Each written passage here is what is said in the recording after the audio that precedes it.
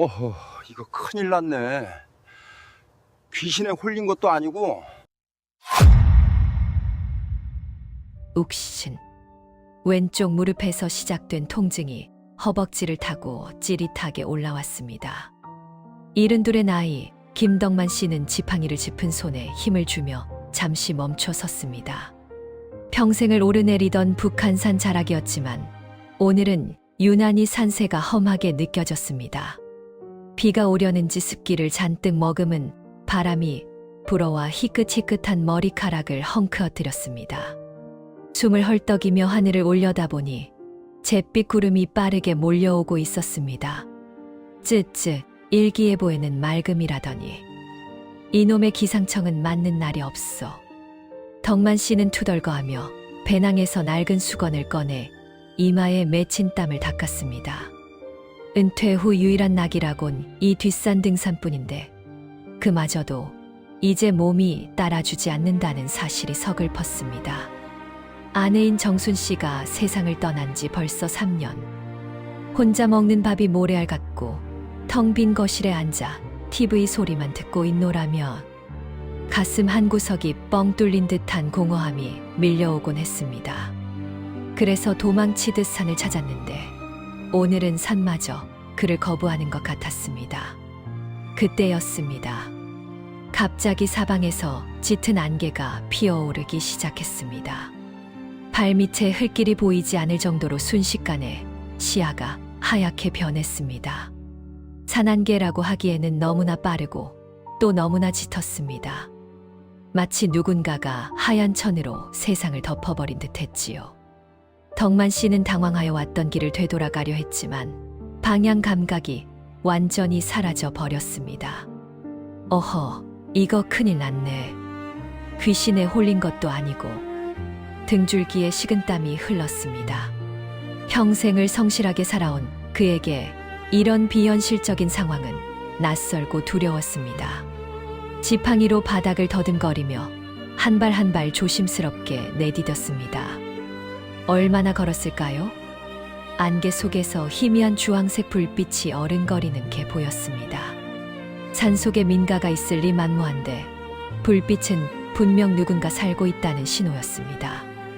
여러분, 혹시 살면서 설명할 수 없는 기묘한 이끌림을 느껴보신 적이 있으신가요? 지금 덕만 씨가 느끼는 감정이 바로 그랬습니다. 두려움보다는 호기심이, 아니 어쩌면 그 불빛이 자신을 부르고 있다는 강한 확신이 들었습니다. 덕만 씨는 홀린 듯 불빛을 향해 걸음을 옮겼습니다. 가까이 다가갈수록 안개가 조금씩 걷히며 기와 지붕의 곡선이 드러났습니다. 낡았지만 고풍스러운 멋이 흐르는 목조 건물이었습니다. 처마 끝에는 풍경이 달려 있었는데 바람이 불지 않는데도 댕그렁 댕그렁 맑은 소리를 내며 흔들리고 있었습니다. 건물 입구에는 붓글씨로 쓴 현판이 걸려 있었습니다. 회춘당. 봄이 돌아오는 집이라 이름 한번 거창하구만. 덕만 씨는 헛웃음을 지으며 조심스럽게 미닫이 문을 열었습니다. 계십니까? 길을 잃어서 잠시 쉬어가도 되겠습니까? 문이 열리자마자 쿡 끼쳐오는 향기가 있었습니다. 쌉싸름한 한약 냄새 같기도 하고 달콤한 꽃향기 같기도 한 오묘한 향이 코끝을 간지럽혔습니다. 내부는 밖에서 보던 것보다 훨씬 넓었습니다. 벽면 가득 채운 약재 서랍장들이 천장까지 닿아 있었고 은은한 조명 아래에는 자개로 장식된 탁자가 놓여 있었습니다. 그리고 그 탁자 뒤편에 한 여인이 앉아 있었습니다. 나이를 가늠하기 어려운 얼굴이었습니다. 눈가에는 세월의 흔적인 주름이 자글자글했지만 눈동자만큼은 어린아이처럼 맑고 투명했습니다. 그녀는 고운 한복을 차려입고 찻잔을 닦고 있었습니다. 어서 오세요, 김덕만님. 기다리고 있었습니다. 덕만 씨는 귀를 의심했습니다. 생전 처음 보는 여자가 자신의 이름을 알고 있다니요. 저를 아십니까? 저는 그저 등산객일 뿐입니다만. 여인은 빙그레 웃으며 손짓으로 맞은편 자리를 가리켰습니다. 이 산을 오르는 수많은 사람 중 길을 잃고 이곳 회춘당을 발견하는 이는 극히 드물지요. 우연은 없습니다. 당신의 간절함이 이 문을 열게 한 것이니까요. 덕만 씨는 쭈뼛거리며 의자에 앉았습니다. 무릎이 시큰거려 저절로 아이고 소리가 나왔습니다. 여인은 김이 모락모락 나는 찻잔을 덕만 씨 앞에 내려놓았습니다. 찬물은 붉은 빛을 띠고 있었는데 들여다보고 있자니 마치 소용돌이 치듯 움직이는 것 같았습니다. 한 잔 드시지요. 굳은 관절과 지친 마음을 달래줄 겁니다. 덕만 씨는 의심스러운 눈초리로 찻잔을 바라보았습니다. 하지만 목이 너무나 말랐고 그 향기가 거부할 수 없을 만큼 매혹적이었습니다. 조심스럽게 찻잔을 들어 입에 대었습니다. 따뜻한 액체가 목구멍을 타고 넘어가자 뱃속에서부터 뜨거운 기운이 퍼져나갔습니다. 잠시 후 놀라운 일이 벌어졌습니다. 욱신거리던 무릎 통증이 거짓말처럼 사라진 것입니다. 뿐만 아니라 침침하던 눈이 맑아지고 굽었던 허리에 힘이 들어가는 기분이었습니다. 덕만 씨는 눈을 동그랗게 뜨고 자신의 손을 내려다보았습니다.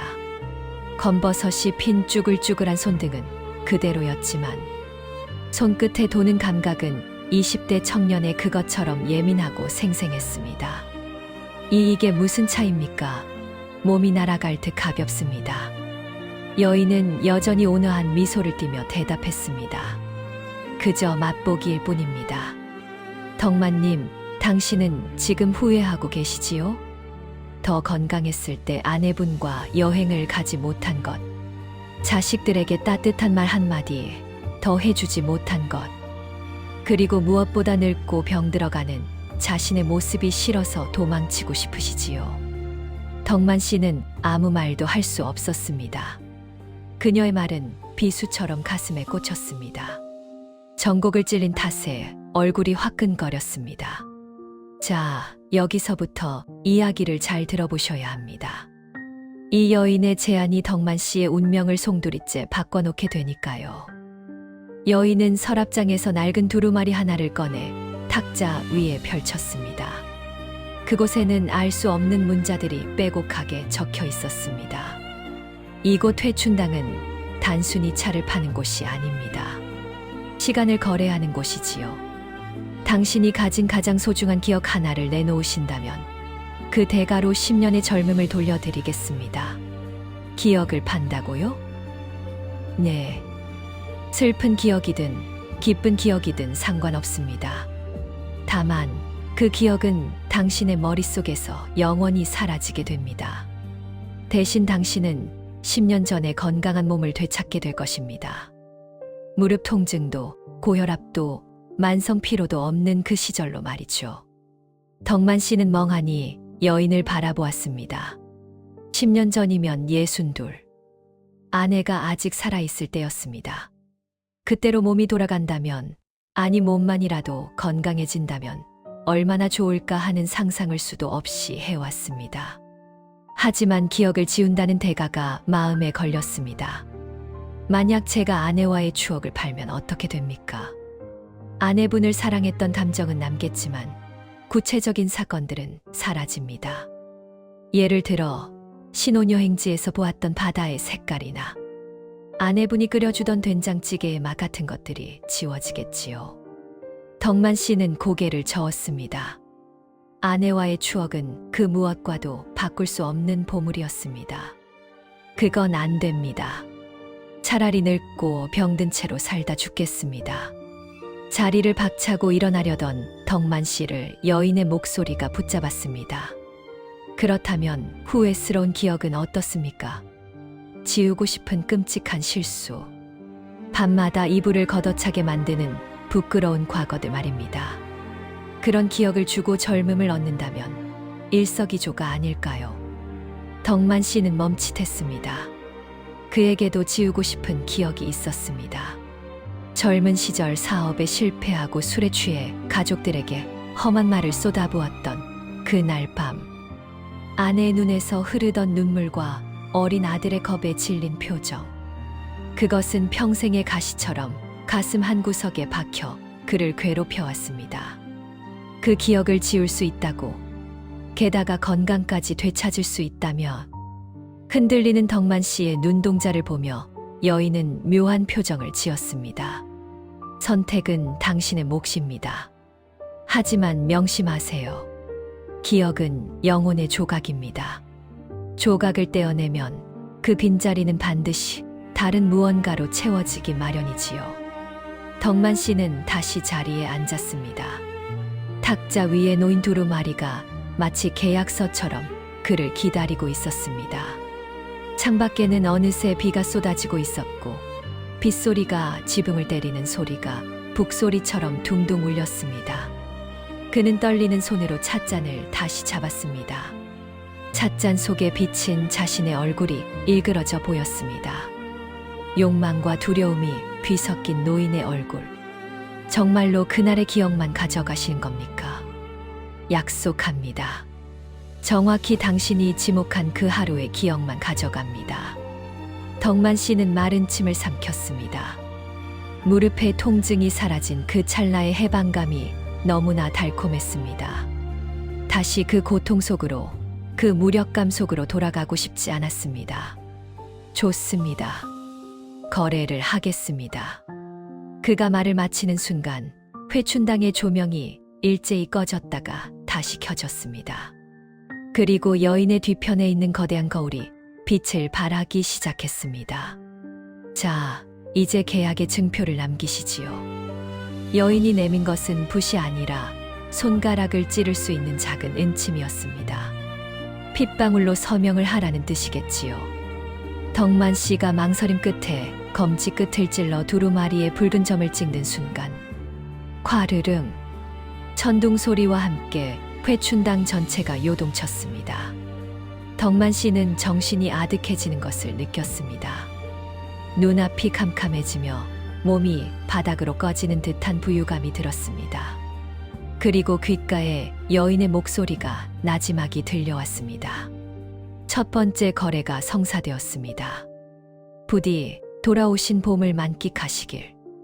얼마나 지났을까요? 눈을 떴을 때 덕만 씨는 자신이 등살로 입구의 벤치에 누워 있다는 것을 깨달았습니다. 비는 그쳤고 하늘에는 붉은 노을이 지고 있었습니다. 꿈을 꾼 것일까요? 내가 잠이 들었나? 몸을 일으키려는데 놀랍도록 가볍게 상체가 들렸습니다. 평소라면 삐그덕거렸을 허리가 유연하게 움직였습니다. 의아한 마음에 벌떡 일어나 제자리 뛰기를 해보았습니다. 쿵, 쿵, 쿵. 심장이 힘차게 박동하고 다리 근육이 탄탄하게 땅을 밀어냈습니다. 지팡이는 벤치 옆에 쓰러져 있었지만 더 이상 필요하지 않았습니다. 덕만 씨는 떨리는 손으로 자신의 얼굴을 만져보았습니다. 주름이 완전히 사라진 것은 아니었지만 피부가 팽팽하고 윤기가 돌았습니다. 이게 정말로? 그때 주머니에서 진동이 울렸습니다. 스마트폰을 꺼내보니 아들에게서 온 문자 메시지였습니다. 그런데 문자를 확인하려던 덕만 씨의 표정이 딱딱하게 굳어버리고 말았습니다. 아버지, 오늘이 어머니의 기일인 거 아시죠? 저녁에 뵙기로 한 식당으로 오세요. 어머니 기일, 정순 씨가 죽은 건 3년 전 가을이었습니다.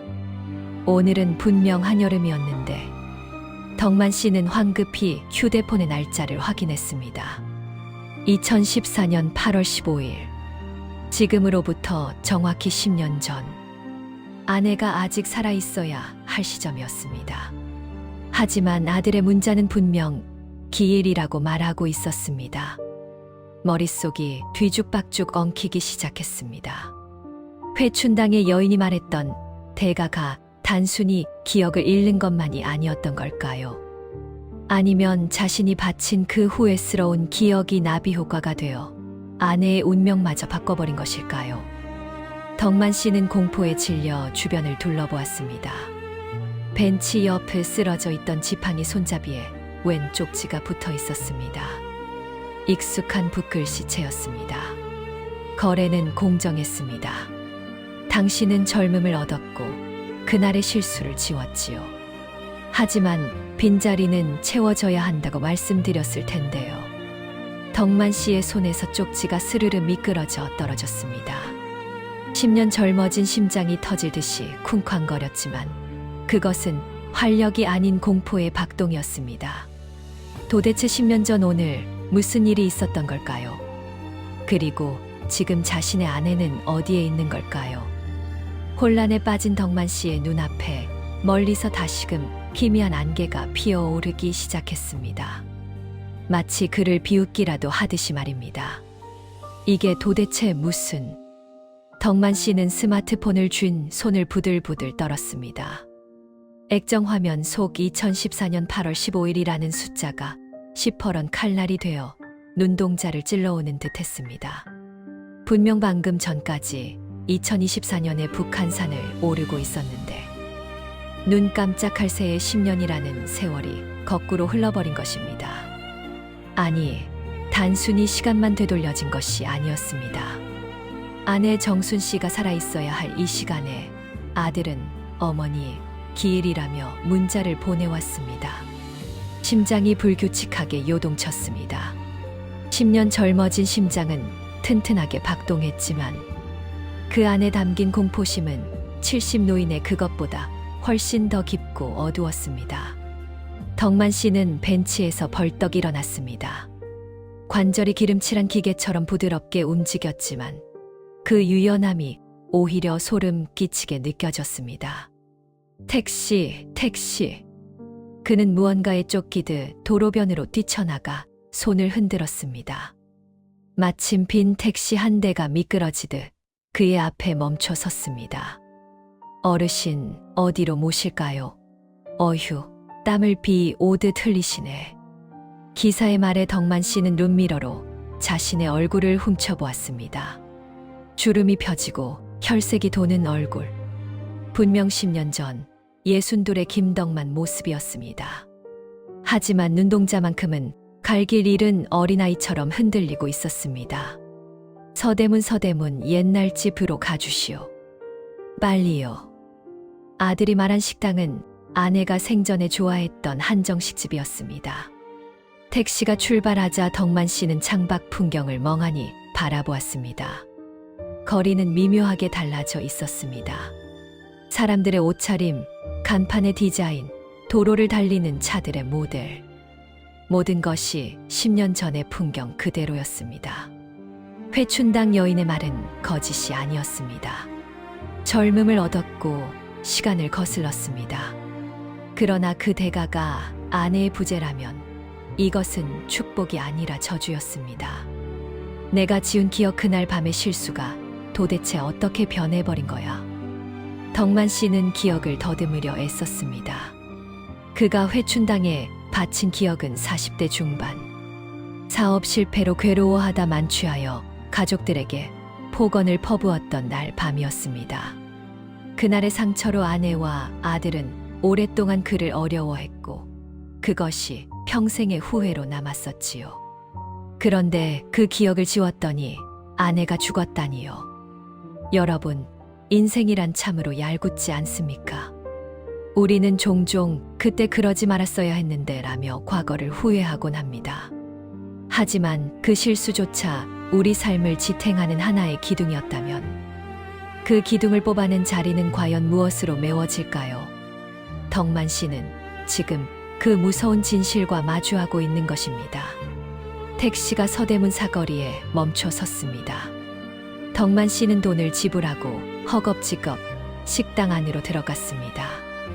익숙한 된장 냄새와 왁자지껄한 소음이 그를 반겼습니다. 그리고 구석진 테이블, 검은 양복을 입고 고개를 숙인 채 앉아있는 한 남자가 눈에 들어왔습니다. 아들 상훈이었습니다. 지금의 기억 속 40대 상훈이 아닌 30대 초반의 앳된 얼굴을 한 아들. 하지만 그 표정은 세상의 모든 짐을 짊어진 듯 어두웠습니다. 덕만 씨는 침을 꿀꺽 삼키며 아들 맞은편에 앉았습니다. 상훈아. 아들이 고개를 들었습니다. 덕만 씨를 바라보는 눈빛이 서늘했습니다. 반가움이나 그리움은 찾아볼 수 없었고 대신 깊은 원망과 체념이 서려 있었습니다. 오셨어요. 늦으셨네요. 오늘 같은 날에도 차가 좀 막혀서. 그래, 제사는 잘 모셨느냐? 덕만 씨는 조심스럽게 물었습니다. 아내 정순 씨가 언제 어떻게 죽었는지 알아내야 했습니다. 하지만 대놓고 물어볼 수는 없었기에 마치 모든 것을 알고 있는 척 연기해야만 했습니다. 등줄기에 식은땀이 흘러 셔츠를 적셨습니다. 상우는 쓴웃음을 지으며 소주잔을 입에 털어 넣었습니다. 제사라뇨. 아버지는 아직도 그날 일을 잊고 싶으신가 봐요. 엄마 산소에 다녀왔습니다. 아버지는 역시나 안 오셨더군요. 벌써 10년째인데. 10년째. 덕만 씨의 머릿속이 하얗게 변했습니다. 지금이 2014년인데 10년 전이라면 2004년. 바로 덕만 씨가 회춘당해 기억을 팔아버린 그 해였습니다. 상훈아, 내가 요새 정신이 좀 오락가락한다. 내 엄마가 그날. 말끝을 흐리는 덕만 씨를 보며 상훈이 탁 하고 잔을 내려놓았습니다. 그 소리가 어찌나 큰지 주변 사람들이 힐끔거릴 정도였습니다. 술 드시고 운전대 잡으신 날이요. 기억 안 나세요? 사업 망했다고 죽어버리겠다며 엄마 태우고 빗길을 질주하셨잖아요. 그러다 가드레일 들이받고 엄마만 그 자리에서 돌아가셨죠. 크궁. 덕만 씨는 망치로 뒤통수를 얻어맞은 듯한 충격을 받았습니다. 숨이 턱 막혀왔습니다. 원래의 기억 속에서 그는 그날 밤 집에서 술주정만 부리고 잠이 들었습니다. 하지만 폭언을 퍼부은 기억을 지워달라고 소원하자 그 빈자리는 음주운전 사고라는 끔찍한 비극으로 채워져 있었던 것입니다. 차라리 욕을 하고 상처를 주는 편이 나았습니다. 적어도 그때 아내는 살아있었으니까요. 덕만 씨의 입에서 짐승의 신음 같은 소리가 새어나왔습니다. 손이 덜덜 떨려 물컵을 잡을 수도 없었습니다. 자신이 젊음을 얻기 위해, 부끄러운 과거를 지우기 위해 선택한 거래가 아내를 죽음으로 몰아넣은 것입니다. 이것은 단순한 기억의 삭제가 아니라 과거의 개변이었습니다. 저는요, 아버지. 상훈의 목소리가 물기에 젖어들었습니다. 아버지가 그때 차라리 다치셨다면, 아니 차라리 우리한테 화를 내고 욕을 하셨다면 어땠을까 생각해요. 그랬다면 엄마는 살아계셨을 테니까요. 아버지는 멀쩡한 몸으로 10년을 더 사셨지만 저는 매일매일이 지옥이었습니다. 아들의 말 한마디 한마디가 비수가 되어 가슴을 후벼 팠습니다. 덕만 씨는 고개를 들 수 없었습니다. 젊어진 육체, 통증 없는 무릎, 활기찬 심장.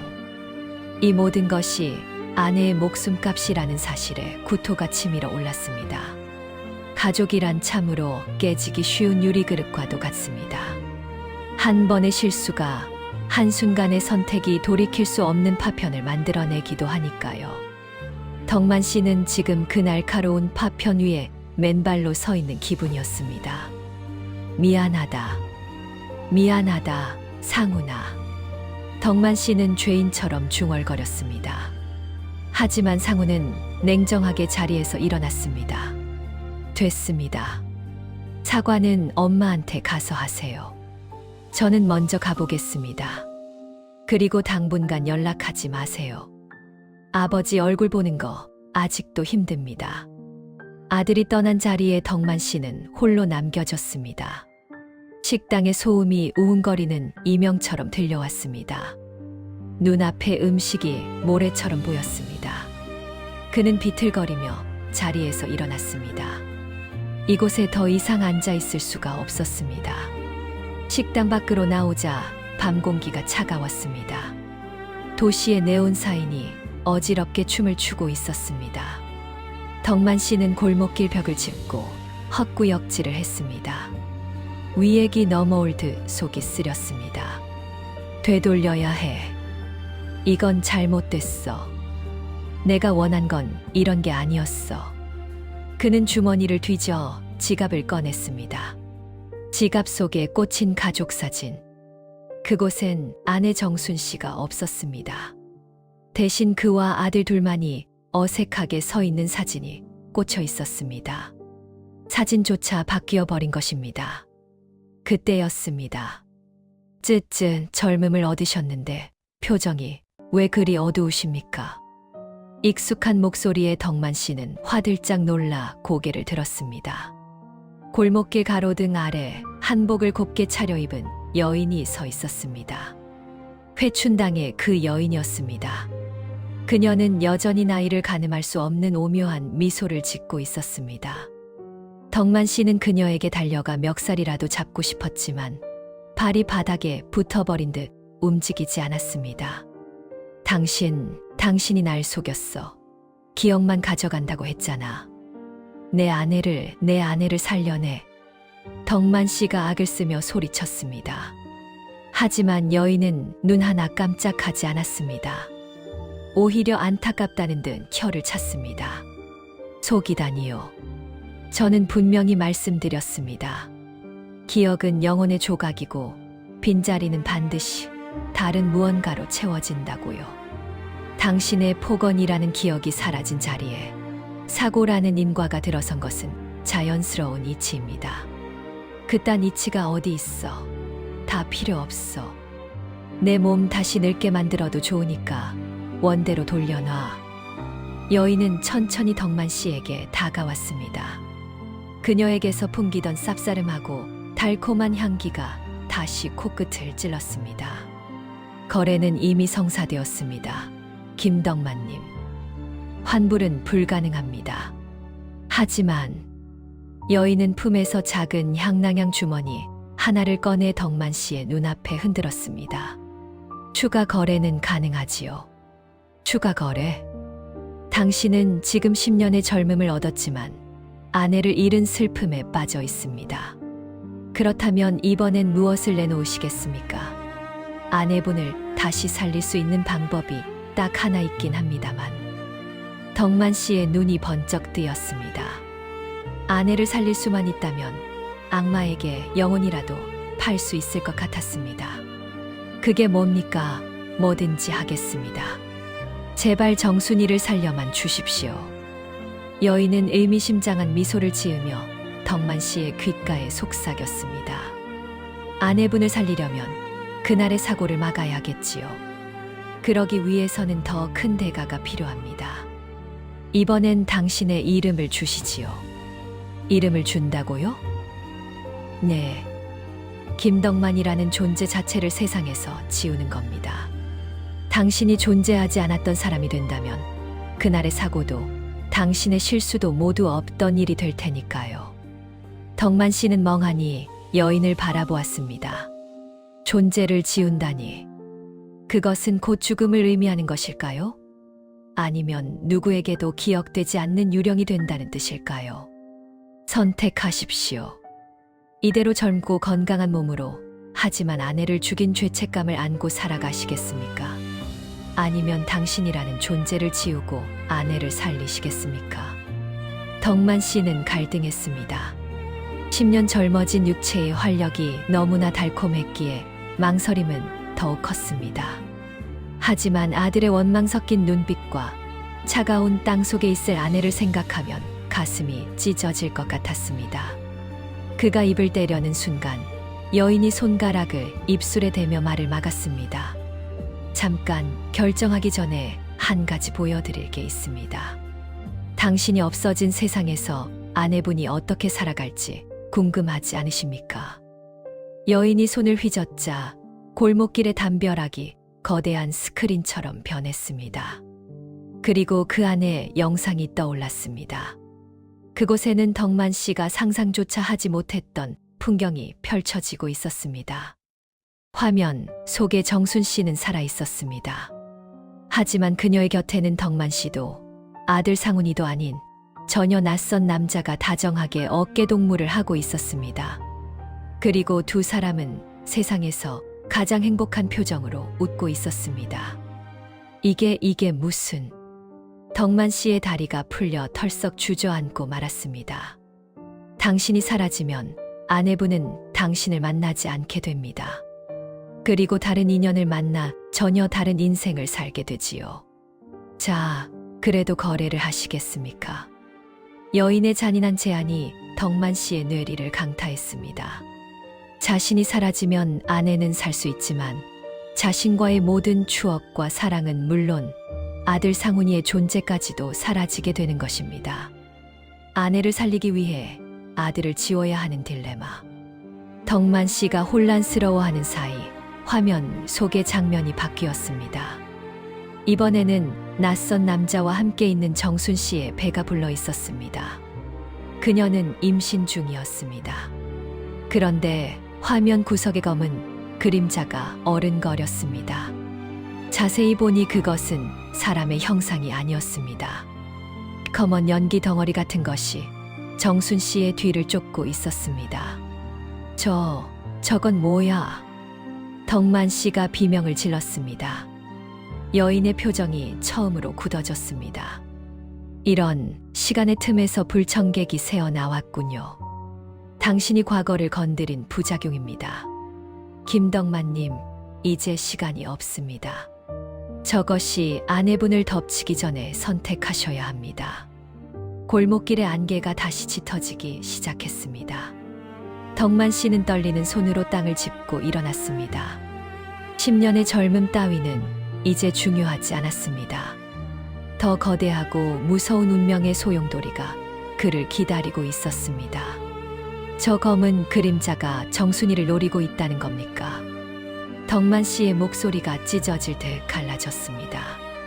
담벼락 화면 속 정순 씨는 아무것도 모른 채 푸른 배를 감싸 안고 환하게 웃고 있었습니다. 그 뒤로 스멀스멀 다가가는 시커먼 연기 덩어리. 형체도 없는 그것은 마치 살아있는 짐승처럼 꿈틀거리며 정순 씨의 그림자 속으로 스며들려 하고 있었습니다. 회춘당 여인은 부채를 펼쳐 입가를 가리며 차갑게 말했습니다. 시간을 인위적으로 비틀면 틈새가 생깁니다. 그 틈새에는 존재하지 말아야 할 것들이 도사리고 있지요. 당신이 만든 균열 때문에 저것들이 세상 밖으로 나온 겁니다. 저 그림자에 잠식당하면 아내분의 영혼은 영원히 소멸하게 됩니다. 다시 태어날 수도 저승으로 갈 수도 없게 되지요. 영혼의 소멸. 죽음보다 더 끔찍한 결말이었습니다. 덕만 씨는 주먹을 꽉 쥐었습니다. 손톱이 손바닥을 파고들었지만 고통조차 느껴지지 않았습니다. 어떻게 해야 합니까? 내가 어떻게 해야 저걸 막을 수 있습니까? 방법은 두 가지입니다. 여인은 부채를 탁 접으며 손가락 두 개를 펴 보였습니다. 첫째, 당신이 지금 즉시 이름을 내놓고 존재를 지우는 것입니다. 그러면 과거가 재편되면서 시간의 틈도 메워질 테니까요. 하지만 앞서 보셨듯이 당신과 아드님은 이 세상에 없던 존재가 됩니다. 덕만 씨는 고개를 세차게 저었습니다. 아내를 살리기 위해 아들을 지울 수는 없었습니다. 상훈이는 그의 목숨과도 같은 자식이었습니다. 비록 지금은 자신을 원망하고 있을지라도 아들의 존재 자체를 없앨 수는 없는 노릇이었습니다. 그건 안 됩니다. 절대 안 됩니다. 두 번째 방법은 뭡니까? 여인은 덕만 씨의 반응을 예상했다는 듯 고개를 끄덕였습니다. 두 번째는 당신이 직접 저 시간의 틈 속으로 들어가는 것입니다. 그곳에서 저 그림자의 본체를 찾아 없애야 합니다. 하지만 경고하건대 그곳은 산 사람의 영역이 아닙니다. 자칫하면 당신이 영원히 그 틈새에 갇힐 수도 있습니다. 가겠습니다. 가게 해주시오. 덕만 씨는 일말의 망설임도 없이 대답했습니다. 젊어진 육체, 튼튼한 심장, 활기찬 근육. 이 모든 것이 지금 이 순간을 위해 주어진 것만 같았습니다. 아내를 지키고 아들도 지킬 수 있는 유일한 길이라면 지옥불이라도 뛰어들 각오가 되어 있었습니다. 좋습니다. 용기가 가상하시군요. 여인은 품에서 붉은색 실타래를 꺼냈습니다. 실 끝에는 작은 방울이 달려 있었습니다. 이것은 인연의 실입니다. 이 실을 당신의 손목에 묶으세요. 길을 잃었을 때 당신이 가장 사랑하는 사람에게로 이끌어 줄 겁니다. 단, 실이 끊어지면 당신은 영원히 돌아올 수 없습니다. 덕만 씨는 떨리는 손으로 실을 받아 왼쪽 손목에 묶었습니다. 실은 피부에 닿자마자 스르르 스며들어 붉은 문신처럼 자국을 남겼습니다. 자, 이제 눈을 감으세요. 제가 문을 열어드리겠습니다. 여인이 덕만 씨의 이마에 손을 얹었습니다. 차가운 냉기가 전신으로 퍼져나갔습니다. 부디 잃어버린 봄을 되찾으시길. 그 말을 끝으로 덕만 씨의 의식이 끈 떨어진 연처럼 아득한 곳으로 날아갔습니다. 덕만 씨가 눈을 떴을 때 그는 잿빛 안개가 자욱한 낯선 공간에 서 있었습니다. 하늘도 땅도 구분되지 않는 몽환적인 세계. 발밑은 늪처럼 질척였고 공기 중에는 비릿한 쇠 냄새가 진동했습니다. 이곳이 바로 시간의 틈이었습니다. 주변을 둘러보니 기괴한 풍경들이 눈에 들어왔습니다. 허공에 둥둥 떠다니는 시계 부품들, 반쯤 녹아내린 건물들, 그리고 얼굴이 없는 사람들의 형상. 모든 것이 뒤틀리고 왜곡되어 있었습니다. 정순아, 여보. 덕만 씨는 목청껏 아내의 이름을 불렀습니다. 하지만 목소리는 안개 속에 먹혀들어 메아리조차 울리지 않았습니다. 그때 손목의 붉은 실이 미세하게 떨리기 시작했습니다. 실은 마치 살아있는 뱀처럼 꿈틀거리며 한쪽 방향을 가리켰습니다. 덕만 씨는 실이 이끄는 대로 발걸음을 옮겼습니다. 질척이는 바닥이 발목을 잡았지만 10년 젊어진 다리 힘으로 거침없이 헤쳐나갔습니다. 얼마나 걸었을까요? 안개 너머로 익숙한 집 한 채가 보였습니다.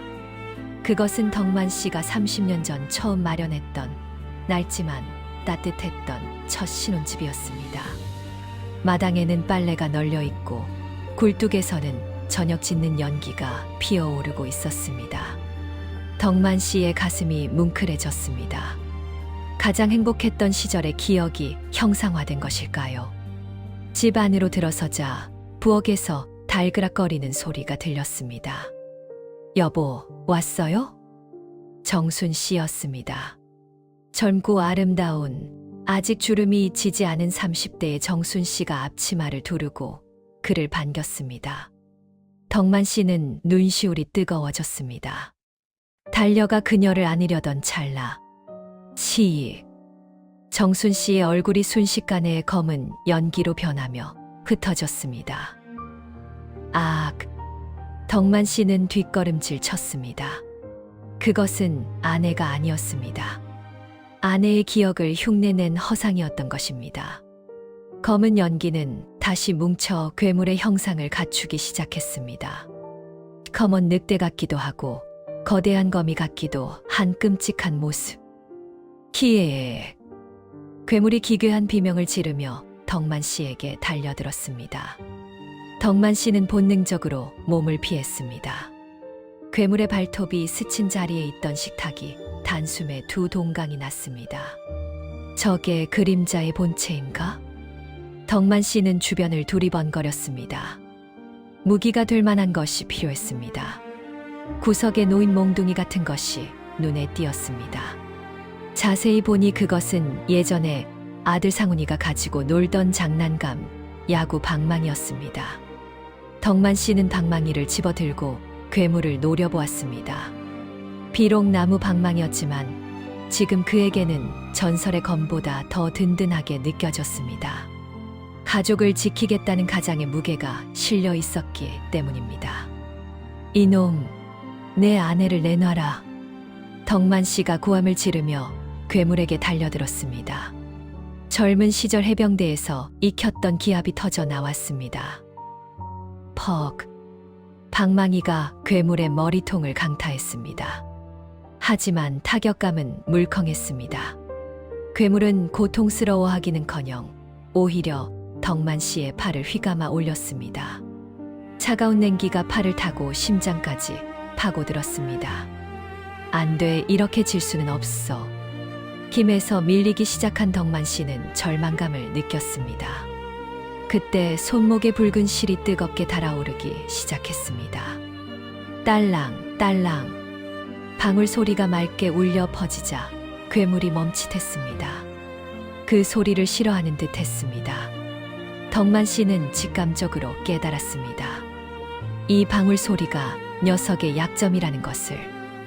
여러분, 사랑의 힘이라는 게 참 묘하지요? 논리적으로는 설명할 수 없지만 절체절명의 순간에 기적을 만들어내기도 하니까요.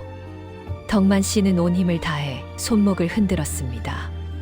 딸랑, 딸랑, 딸랑. 방울 소리가 커질수록 괴물은 괴로워하며 몸부림쳤습니다. 검은 연기가 흩어지며 몸집이 줄어들기 시작했습니다. 사라져라. 내 가족한테서 떨어져. 덕만 씨는 기회를 놓치지 않고 방망이를 휘둘렀습니다. 이번에는 묵직한 타격감이 느껴졌습니다. 키에 단말마의 비명과 함께 괴물은 산산조각이 나며 검은 가루가 되어 사라졌습니다. 덕만 씨는 거친 숨을 몰아쉬며 바닥에 주저앉았습니다. 온몸이 땀으로 범벅이 되어 있었습니다. 괴물이 사라진 자리에는 작은 유리구슬 하나가 남았습니다. 덕만 씨가 조심스럽게 구슬을 집어들자 그 안에서 영상이 흘러나왔습니다. 그것은 덕만 씨가 잊고 있었던, 아니 잊으려 했던 또 다른 기억이었습니다. 화면 속에는 젊은 시절의 덕만 씨가 아내 정순 씨에게 꽃다발을 건네고 있었습니다. 정순아, 고생만 시켜서 미안해. 내가 꼭 성공해서 호강시켜 줄게. 호강은 무슨? 그냥 우리 세 식구 건강하게만 살면 되죠. 정순 씨는 환하게 웃으며 꽃다발을 받았습니다. 그 모습이 너무나 예뻐서 덕만 씨는 그녀를 와락 껴안았습니다. 덕만 씨는 하염없이 눈물을 흘렸습니다. 왜 이 소중한 기억을 잊고 살았을까요? 술에 취해 폭언을 퍼부었던 나쁜 기억에만 매몰되어 정작 서로를 아끼고 사랑했던 수많은 날들을 잊고 있었던 것입니다. 내가 바보였어. 행복은 멀리 있는 게 아니었는데. 그때 주변의 풍경이 다시 바뀌기 시작했습니다. 신혼집이 허물어지고 다시 회춘당의 모습이 나타났습니다. 하지만 여인은 보이지 않았습니다. 대신 탁자 위에 쪽지 한 장이 놓여 있었습니다. 그림자를 물리치셨군요. 축하드립니다. 이제 선택의 시간이 다가왔습니다. 유리구슬을 깨뜨리면 원래의 시간으로 돌아갑니다. 하지만 10년의 젊음은 사라지고 당신은 다시 늙고 병든 노인이 될 것입니다. 물론 아내분은 돌아가신 상태 그대로이겠지요. 반면 구슬을 삼키면 당신은 이 젊음을 유지한 채 새로운 삶을 살 수 있습니다. 아내분의 영혼은 소멸하겠지만 당신은 제2의 인생을 화려하게 즐길 수 있겠지요. 잔인한 선택지였습니다. 원래대로 돌아가면 아내는 여전히 죽은 상태입니다. 하지만 적어도 영혼이 소멸하는 최악의 상황은 막을 수 있고 아들 상훈이와의 관계를 회복할 기회는 남게 됩니다. 반대로 구슬을 삼키면 젊음을 유지하지만 아내는 영원히 사라지게 됩니다. 덕만 씨는 유리구슬을 손바닥에 올려놓고 물끄러미 바라보았습니다. 10년 젊어진 손, 주름 하나 없는 매끈한 피부. 이 젊음이 주는 달콤함은 실로 엄청났습니다. 다시 무릎이 쑤시고 숨이 차는 노인의 몸으로 돌아가고 싶지 않은 마음이 굴뚝 같았습니다. 정순이는 이미 죽었어. 내가 돌아간다고 해서 살아 돌아오는 것도 아니잖아. 그렇다면 나라도 남은 인생을 즐겁게 사는 게 맞지 않을까. 악마의 속삭임 같은 생각이 스멀스멀 피어올랐습니다. 인간의 이기심이란 이토록 끈질긴 것이었습니다. 덕만 씨는 천천히 구슬을 입으로 가져갔습니다. 그 순간 주머니에서 진동이 울렸습니다. 지잉, 지잉. 이곳은 시간의 틈인데 어떻게 전화가 올 수 있는 걸까요? 덕만 씨는 홀린 듯 휴대폰을 꺼냈습니다. 발신자 이름에 뜬 글자를 보고 그는 심장이 멎는 줄 알았습니다. 마누라. 손이 덜덜 떨렸습니다. 3년 전 죽은 아내에게서 온 전화. 이것이 환청일까요? 아니면 또 다른 함정일까요? 덕만 씨는 망설임 끝에 통화 버튼을 눌렀습니다. 여보세요? 수화기 너머로 지직거리는 잡음이 들렸습니다. 그리고 잠시 후 너무나도 그리운 목소리가 들려왔습니다. 여보, 나예요. 정순이. 정순아, 너 어디야? 살아있는 거야. 여보, 내 말 잘 들어요. 지금 당신이 준 그 굿을 삼키면 안 돼요. 아내의 목소리는 다급했습니다.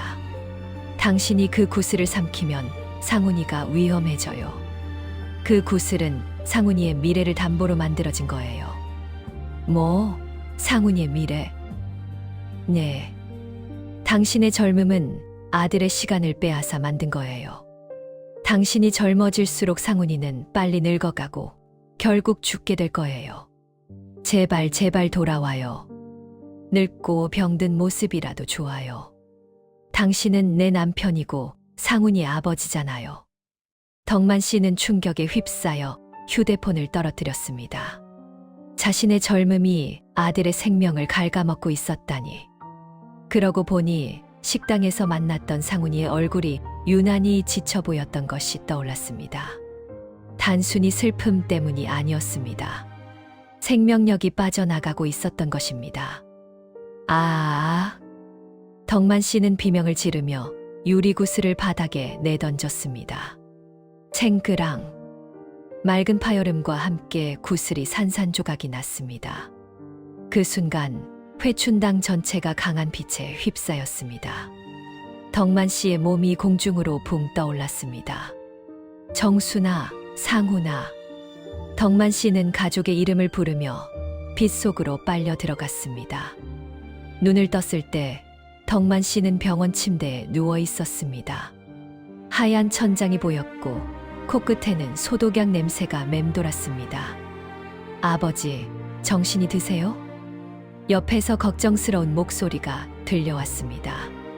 고개를 돌려보니 아들 상훈이었습니다. 그런데 상훈이의 얼굴이 늙어 있었습니다. 머리는 희끗희끗하고 얼굴에는 깊은 주름이 패여 있었습니다. 30대여야 할 아들이 마치 50대 중년처럼 보였습니다. 상훈아, 내 얼굴이 왜? 덕만 씨가 몸을 일으키려 했지만 몸이 천근만근 무거웠습니다. 자신의 손을 내려다보니 다시 쭈글쭈글한 노인의 손으로 돌아와 있었습니다. 무릎에서는 익숙한 통증이 욱신거렸습니다. 아버지, 등산 가셨다가 쓰러지셨잖아요. 3일 동안이나 의식이 없으셨어요. 의사 선생님이 과로랑 영양실조라고. 상훈이 덕만 씨의 손을 꼭 잡았습니다. 그의 손은 거칠었지만 따뜻했습니다. 덕만 씨는 안도의 한숨을 내쉬었습니다. 돌아온 것입니다. 원래의 시간 2024년으로.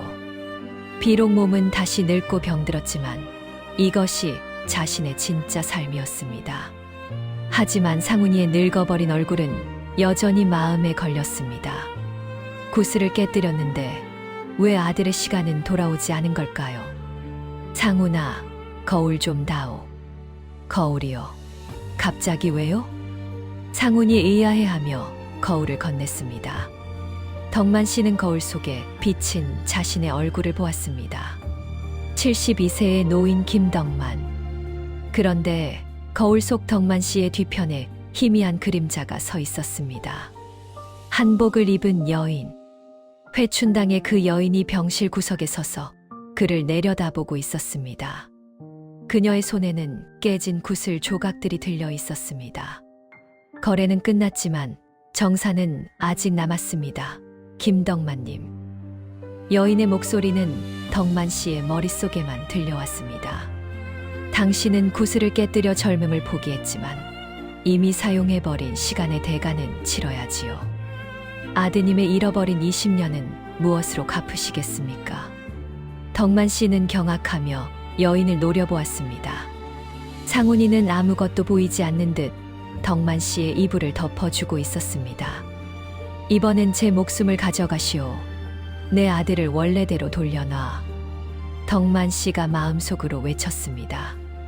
여인은 싸늘하게 웃으며 대답했습니다. 목숨만으로는 부족합니다. 더 값진 것을 내놓으셔야 합니다. 예를 들면 당신이 가진 기억 전부를 말이죠. 기억 전부. 그것은 곧 치매를 의미했습니다. 자신이 누구인지, 사랑하는 가족이 누구인지조차 잊어버리는 상태. 인간으로서의 존엄을 잃는 것. 덕만 씨는 상훈이의 늙은 얼굴을 바라보았습니다. 자신 때문에 늙어버린 아들. 아비로서 해줄 수 있는 마지막 속죄가 무엇인지 그는 본능적으로 알 수 있었습니다.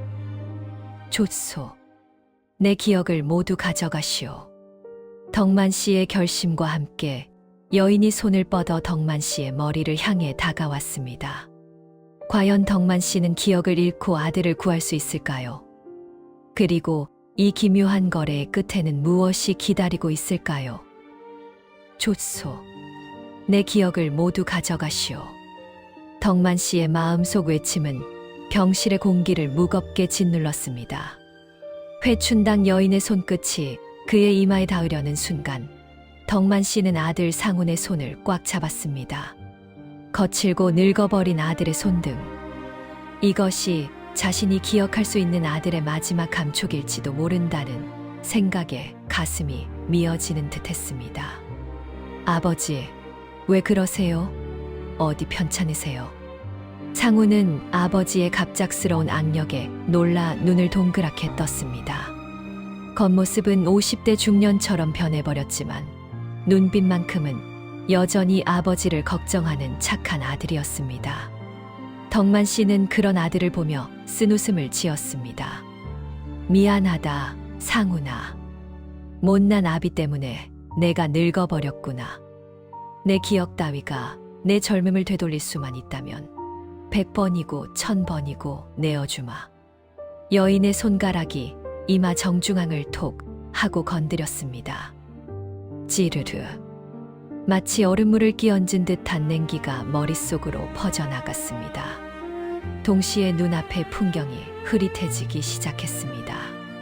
병실의 하얀 벽, 창밖의 햇살, 그리고 걱정스러운 표정의 상훈이 모든 것이 물감 번지듯 희미해져 갔습니다.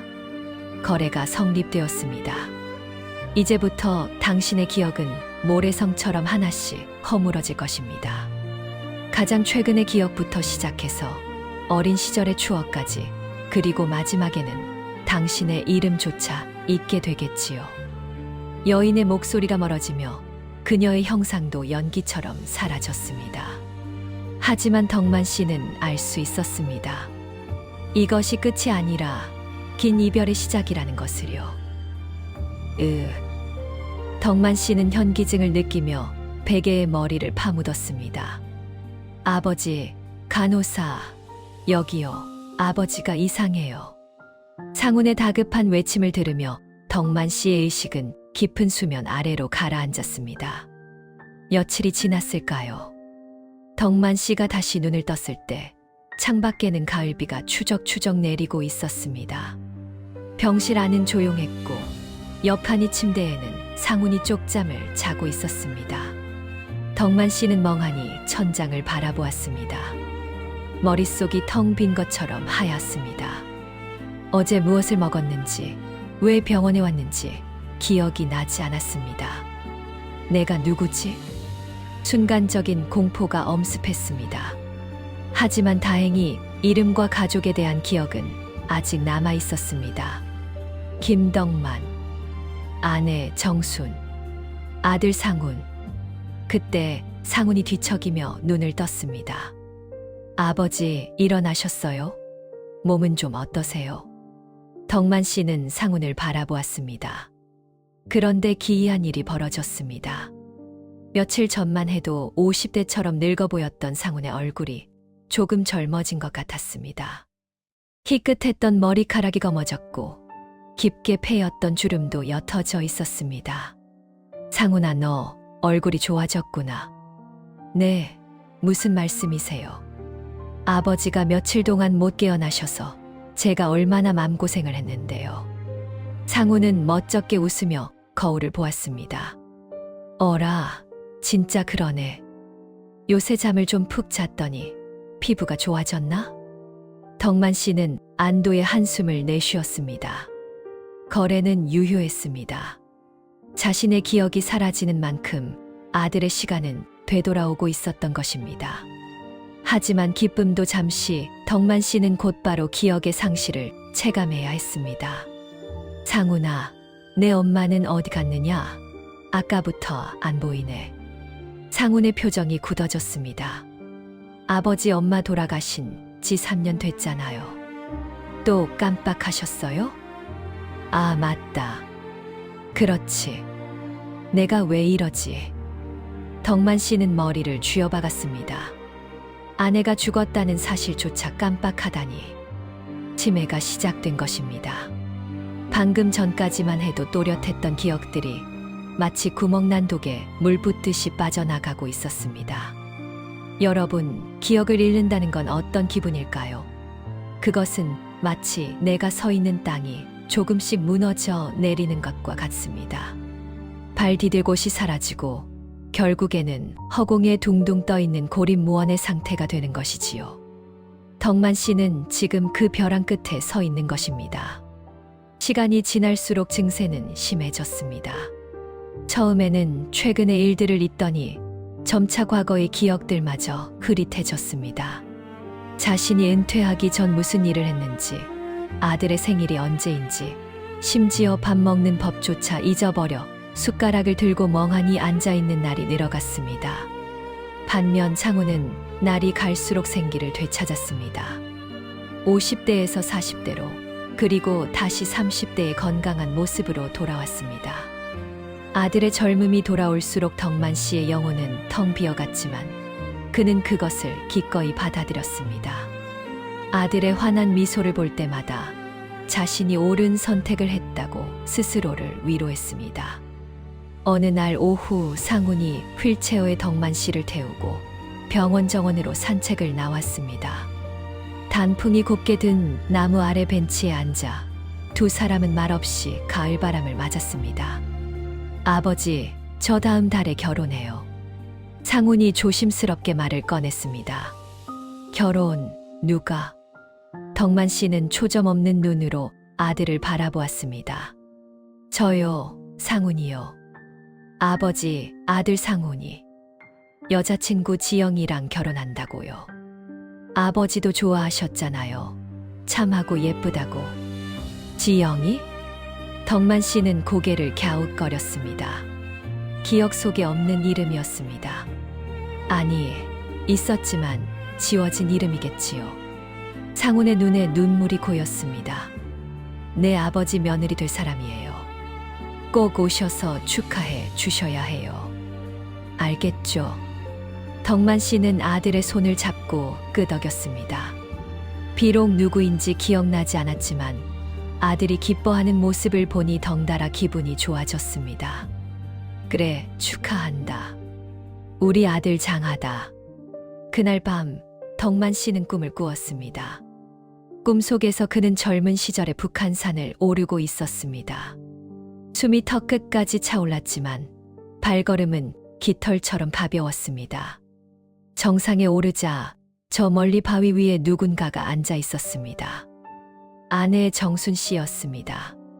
그녀는 하얀 원피스를 입고 그를 기다리고 있었습니다. 바람에 흩날리는 머릿결, 햇살을 머금은 미소. 덕만 씨는 그녀에게 달려갔습니다. 정순아. 하지만 가까이 다가갈수록 그녀의 모습은 멀어졌습니다. 아무리 달려도 거리는 좁혀지지 않았습니다. 여보, 이제 그만 짐을 내려놓아요. 정순 씨의 목소리가 바람에 실려왔습니다. 당신은 충분히 했어요. 상훈이도 나도 당신을 원망하지 않아요. 그러니 이제 편안해지세요. 안 돼. 내가 잊어버리면, 내가 다 잊어버리면 우리 추억은 누가 기억해? 내가 널 어떻게 잊어? 덕만 씨는 절규했습니다. 기억을 잃는다는 건 사랑했던 모든 순간을 부정하는 것과 같았습니다. 그것만큼은 막고 싶었습니다. 그때 하늘에서 거대한 지우개가 내려와 세상을 지우기 시작했습니다. 산도, 나무도, 그리고 정순 씨의 모습도 하얗게 지워져 갔습니다. 덕만 씨는 필사적으로 저항했지만 그의 몸마저 서서히 투명해지고 있었습니다. 안 돼, 안 돼. 덕만 씨는 식은땀을 흘리며 잠에서 깼습니다. 병실은 어두웠습니다. 시계를 보니 새벽 3시. 심장이 미친 듯이 뛰고 있었습니다. 그는 떨리는 손으로 서랍을 열어 낡은 수첩을 꺼냈습니다. 기억이 온전할 때 적어두었던 메모들이 빼곡했습니다. 내 이름 김덕만, 아내 박정순, 아들 김상훈. 나는 아들을 사랑한다. 아내를 사랑한다. 미안하다. 고맙다. 덕만 씨는 볼펜을 쥐고 그 밑에 삐뚤빼뚤한 글씨로 한 줄을 더 적어 넣었습니다. 나는 기억하고 싶다. 그것은 인간 김덕만의 마지막 절규이자 운명에 대한 처절한 저항이었습니다. 다음 날 기적 같은 일이 일어났습니다. 아침 회진을 돌던 의사가 깜짝 놀란 표정으로 차트를 확인했습니다. 이럴 수가 뇌세포 파괴가 멈췄습니다. 아니, 오히려 조금씩 회복되는 징후가 보여요. 상우는 믿을 수 없다는 듯 의사의 가운을 붙잡았습니다. 정말입니까? 아버지가 다시 기억을 찾을 수 있다는 건가요? 장담할 순 없지만 의학적으로 설명하기 힘든 현상입니다. 환자분의 의지가 기적을 만든 것일 수도 있겠네요. 덕만 씨는 멍하니 창밖을 바라보고 있었습니다. 그의 눈동자에 다시 생기가 돌기 시작했습니다. 어젯밤 꿈속에서 정순 씨가 했던 말이 귓가에 맴돌았습니다. 이제 그만 짐을 내려놓아요. 그 말은 포기가 아니었습니다. 용서였습니다. 스스로를 올가매던 죄책감, 후회, 미련, 그 모든 마음의 짐을 내려놓았을 때 비로소 진정한 치유가 시작된 것입니다. 덕만 씨는 천천히 고개를 돌려 상훈을 보았습니다. 상훈아, 네, 아버지. 배고프다. 된장찌개 먹고 싶구나. 상훈은 와락 아버지를 끌어안고 엉엉 울음을 터뜨렸습니다. 덕만 씨는 그런 아들의 등을 토닥여 주었습니다. 거칠고 투박한 손길이었지만 그 안에는 세상 그 어떤 말보다 깊은 사랑이 담겨 있었습니다. 하지만 회춘당의 여인이 순순히 물러날까요? 병실 문 밖 복도 끝 그림자 속에 여인이 서 있었습니다. 그녀의 표정은 알 수 없이 묘했습니다. 화가 난 것 같기도 하고 슬퍼 보이는 것 같기도 했습니다. 인간의 의지라 제법이군요. 하지만 계약은 계약입니다. 등가교환의 법칙은 절대적이지요. 여인은 손에 쥐고 있던 붉은 실타래를 만지작거렸습니다. 당신이 기억을 지키려 한다면 그 대가로 다른 무언가를 가져가야 합니다. 이번엔 당신의 시간이 되겠군요. 여인이 손가락을 딱 튕기자 병실 안의 시계가 빠르게 돌아가기 시작했습니다. 초침이 분침을 따라잡고 분침이 시침을 밀어내며 미친 속도로 회전했습니다. 덕만 씨는 갑자기 가슴을 부여잡고 쓰러졌습니다. 심장이 조여오는 고통. 숨을 쉴 수가 없었습니다. 모니터의 심전도 그래프가 요동치기 시작했습니다. 아버지, 의사 선생님. 상훈의 비명이 병실을 가득 채웠습니다. 덕만 씨의 의식이 다시 흐려졌습니다. 이번에는 어둠이 아니었습니다. 눈부시게 밝은 빛이 그를 감싸 안았습니다. 그리고 그 빛 속에서 누군가가 걸어 나왔습니다. 오랜만이에요, 덕만 씨. 젊은 시절의 정순 씨가 아닌 함께 늙어가며 주름진 얼굴의 정순 씨였습니다. 그녀가 따뜻한 미소를 지으며 손을 내밀었습니다. 이제 집에 갈 시간이에요. 덕만 씨는 흔들리는 눈으로 그녀를 바라보았습니다. 죽음이 찾아온 것일까요? 아니면 이것 또한 회춘당의 또 다른 시험일까요? 그는 힘겹게 손을 뻗었습니다. 아내의 손을 잡으려는 순간, 아직은 안 돼. 누군가의 쩌렁쩌렁한 목소리가 빛을 갈라놓았습니다. 눈을 떠보니 병실 문이 활짝 열려 있고 낯선 노인 한 명이 지팡이를 짚고 서 있었습니다. 백발이 성성하고 긴 수염을 기른 노인. 그의 눈빛은 형형하게 빛나고 있었습니다. 회춘당 주인, 그만하면 됐다. 이 사람의 수명은 아직 다하지 않았어. 노인이 지팡이로 바닥을 쿵 내리찍자 병실을 감싸고 있던 기이한 기운이 순식간에 흩어졌습니다. 복도에 서 있던 여인이 흠칫 놀라 뒷걸음질 쳤습니다. 당신은? 여인의 목소리에 당황한 기색이 역력했습니다. 노인은 성큼성큼 병실 안으로 들어와 덕만 씨의 손목을 잡았습니다. 자네, 살고 싶은가? 덕만 씨는 가쁜 숨을 몰아쉬며 고개를 끄덕였습니다. 네, 살고 싶습니다. 아들 결혼식도 봐야 하고 아직 할 일이 남았습니다. 그렇다면 일어나게. 내 자네를 도와주지. 노인이 덕만 씨의 가슴에 손바닥을 대고 기합을 넣었습니다. 합. 따뜻한 기운이 심장으로 흘러들어왔습니다. 멈출 듯 했던 심장이 다시 힘차게 뛰기 시작했습니다. 이 노인은 도대체 누구일까요? 그리고 회춘당 여인과는 어떤 관계일까요? 절망의 끝에서 나타난 새로운 구원자. 이야기는 이제 마지막 결말을 향해 달려갑니다.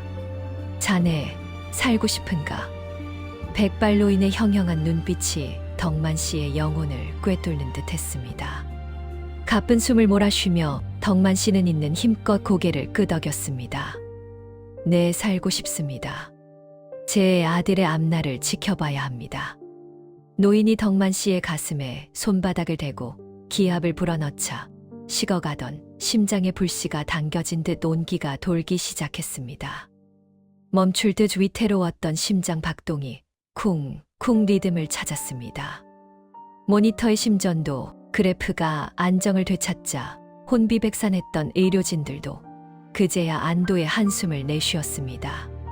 기적입니다. 환자분 바이탈이 정상으로 돌아왔어요. 상우는 다리에 힘이 풀려 주저앉으며 아버지의 손을 얼굴에 비볐습니다. 뜨거운 눈물이 덕만 씨의 손등을 적셨습니다. 그 소동 속에서 백발 노인은 조용히 병실을 빠져나갔습니다. 덕만 씨는 흐릿한 시야 너머로 노인의 뒷모습을 쫓았습니다. 그리고 복도 끝 그림자 속에 서 있던 회춘당 여인과 노인이 마주 서는 것을 보았습니다.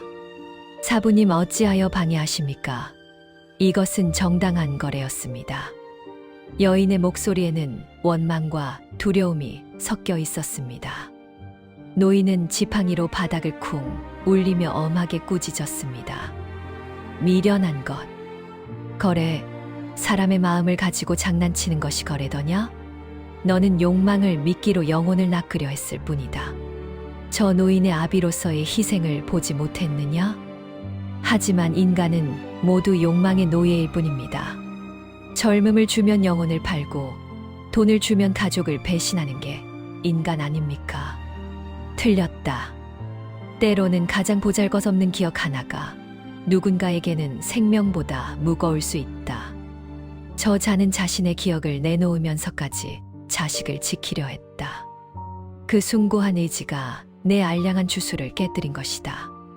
노인은 여인의 손에 들려있던 붉은 실타래를 빼앗아 공중으로 던졌습니다. 실타래는 불꽃이 되어 타오르더니 한 줌의 재가 되어 흩어졌습니다. 회춘당은 당분간 문을 닫는다.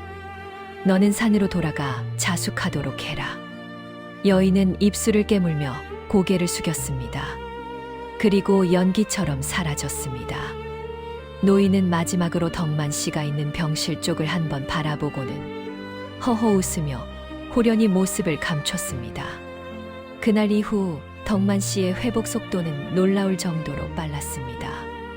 잃어버렸던 기억들도 드문드문 돌아오기 시작했습니다. 완벽하지는 않았지만 퍼즐 조각이 맞춰지듯 삶의 윤곽이 다시 그려졌습니다. 한 달 뒤 덕만 씨는 퇴원했습니다. 상운의 부축을 받으며 병원 문을 나서는 날, 하늘은 유난히 맑고 높았습니다. 가을 바람이 뺨을 스쳤지만 더 이상 춥지 않았습니다. 살아있음의 감각이 온몸으로 전해졌습니다. 아버지, 이제 집으로 가요. 제가 맛있는 거 해드릴게요. 상우는 40대의 건강한 모습으로 돌아와 있었습니다. 비록 10년 전의 30대는 아니었지만 덕만 씨의 희생 덕분에 급격한 노화는 멈추고 제 나이를 찾은 것입니다. 덕만 씨는 아들의 어깨를 토닥이며 미소 지었습니다. 그래, 가자. 된장찌개 내 엄마가 해주던 맛이랑 비슷하게 낼 수 있겠냐? 에이, 엄마 손맛 따라가려면 아직 멀었죠. 그래도 노력해 볼게요. 두 사람은 서로를 의지하며 걸음을 옮겼습니다. 늙고 병든 노인과 중년의 아들. 겉보기엔 평범한 부자지간이었지만 그들은 생사를 넘나드는 시간을 함께 건너온 전우와도 같았습니다. 계절이 바뀌어 겨울이 오고 다시 봄이 찾아왔습니다. 상운의 결혼식 날이 밝았습니다. 예식장은 하객들로 북적였습니다. 덕만 씨는 말끔한 양복을 차려입고 혼주석에 앉았습니다. 가슴에는 하얀 꽃을 달았습니다. 신랑 입장이 시작되고 상운이 씩씩하게 걸어 들어왔습니다. 그 뒤를 이어 신부 지영 양이 아버지의 손을 잡고 입장했습니다. 덕만 씨는 그 모습을 흐뭇하게 바라보았습니다. 정순아, 보고 있지? 우리 상운이 장가간다. 당신이 봤으면 얼마나 좋아했을까. 눈시울이 붉어졌지만 꾹 참았습니다. 오늘은 기쁜 날이니까요. 식이 끝나고 가족사진 촬영 시간이 되었습니다. 아버님, 여기 가운데 앉으세요. 며느리 지영이 덕만 씨의 팔짱을 끼며 살갑게 굴었습니다. 상우는 든든하게 아버지의 어깨를 감쌌습니다. 자, 찍습니다. 하나, 둘, 셋. 찰칵. 플래시가 터지는 순간 덕만 씨는 보았습니다. 카메라 렌즈 너머 하객들 틈에 서 있는 익숙한 얼굴을. 정순 씨였습니다. 그녀는 고운 한복을 입고 환하게 웃으며 박수를 치고 있었습니다. 환영일까요? 아니면 하늘에서 잠시 내려온 것일까요? 상관없었습니다. 덕만 씨는 그녀를 향해 마음속으로 말했습니다. 고마워, 여보. 나 잘 살게. 당신 목까지 우리 상훈이 손주 볼 때까지 끈질기게 살다 갈게. 정순 씨는 고개를 끄덕이며 이 모양으로 말했습니다. 사랑해요. 그리고 그녀는 빗속으로 서서히 사라졌습니다. 덕만 씨의 얼굴에 평온한 미소가 번졌습니다. 결혼식이 끝나고 며칠 뒤 덕만 씨는 다시 북한산을 찾았습니다. 이번에는 혼자가 아니었습니다. 상훈과 며느리 지영이 함께였습니다. 아버님, 무릎 괜찮으세요? 너무 무리하신 거 아니에요? 지영이 걱정스레 물었지만 덕만 씨는 지팡이를 힘차게 짚으며 고개를 저었습니다. 괜찮다, 괜찮아. 이 산이 내 주치의야. 오면 올수록 힘이 난다니까. 사실 무릎은 여전히 시큰거렸고 숨도 찼습니다. 하지만 덕만 씨는 더 이상 통증을 피하려 하지 않았습니다. 이 고통조차 살아있다는 증거이자 세월이 준 훈장이라고 생각하니 견딜만 했습니다. 젊음을 탐하여 기억을 팔았던 어리석은 지난 날을 반성하며 그는 한 걸음 한 걸음 정직하게 땅을 밟았습니다. 어느덧 중턱에 다다르자 낯익은 갈림길이 나왔습니다. 1년 전 안개 속에서 길을 잃고 회춘당을 만났던 바로 그 장소였습니다. 덕만 씨는 잠시 걸음을 멈추고 숲속을 응시했습니다. 안개는 없었고 그저 울창한 나무들만 바람에 흔들리고 있었습니다. 회춘당도 기묘한 여인도 흔적조차 없었습니다. 마치 한바탕 꿈을 꾼 것만 같았습니다. 아버지, 뭐 보세요? 상훈이 다가와 물었습니다. 아니다. 그냥 옛날 생각이 나서. 덕만 씨는 딩그레 웃으며 다시 발걸음을 옮겼습니다. 그때 숲풀 사이에서 반짝이는 무언가가 눈에 띄었습니다. 덕만 씨는 호기심에 다가가 그것을 집어들었습니다. 작은 유리 구슬이었습니다. 하지만 지난번처럼 검은 기운이 도는 구슬이 아니었습니다. 투명하고 영롱한 빛을 내뿜는 마치 아침 이슬 같은 구슬이었습니다. 구슬 안에는 작은 글귀가 새겨져 있었습니다. 회춘회초는 육체로 하는 것이 아니라 마음으로 하는 것입니다. 당신의 봄은 이제 시작입니다. 그 백발노인이 남긴 선물일까요? 덕만 씨는 구슬을 주머니에 깊숙이 넣었습니다. 따뜻한 온기가 손끝을 타고 전해져 왔습니다. 정상에 올라서자 서울 시내가 한눈에 들어왔습니다. 빽빽한 빌딩 숲, 바쁘게 움직이는 자동차들, 그리고 그 속에 살아가는 수많은 사람들. 덕만 씨는 크게 심호흡을 했습니다. 야호! 그의 외침이 메아리가 되어 산자락을 타고 퍼져나갔습니다. 상훈과 지영도 따라 소리쳤습니다. 야호! 우리 가족 행복하자. 덕만 씨는 하늘을 올려다보았습니다. 구름 사이로 햇살이 쏟아져 내렸습니다. 인생은 참으로 알 수 없습니다. 한때는 늙고 병든 자신이 싫어 도망치려 했지만 그 도피의 끝에서 진정한 삶의 의미를 깨달았습니다. 젊음은 지나가는 계절과 같지만 사랑과 기억은 영원히 시들지 않는 꽃이라는 것을요. 덕만 씨는 이제 압니다. 진정한 회춘은 주름을 지우는 것이 아니라 후회 없이 오늘을 사랑하고 내일을 기대하는 마음이라는 것을. 그는 주머니 속의 구슬을 만지작거리며 생각했습니다. 그래, 내 인생의 봄날은 바로 지금이다. 바람이 불어와 땀을 식혀주었습니다. 덕만 씨의 얼굴의 핀주름 사이로 그 어느 때보다 찬란한 미소가 피어올랐습니다. 끝까지 함께 해주셔서 진심으로 감사드립니다. 항상 건강하시고 행복하세요. 고맙습니다.